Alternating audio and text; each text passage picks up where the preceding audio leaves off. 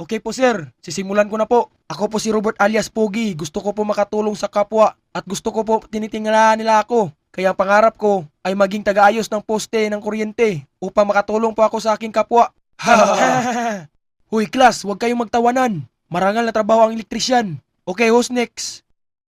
Ako na naman sir. Hi guys, ako naman po si Tygax alias Bunax. Ang pangarap ko po ay malinis na kapaligiran upang makatulong sa kapwa. Kaya gusto ko po maging basurero. Wow, what a nice dream. Sino next? Hi guys, ako po si Mandurukot, di takbo. Ang gusto ko naman po ay payapang kapaligiran, kaya pangarap ko po ay maging isang barangay tanod upang makatulong po ako sa kapwa. Yan lang sir. Wow, pero ayaw mo ba maging pulis? No sir, wag mong pakilaman pangarap ko. Okay, next. Hi guys, ako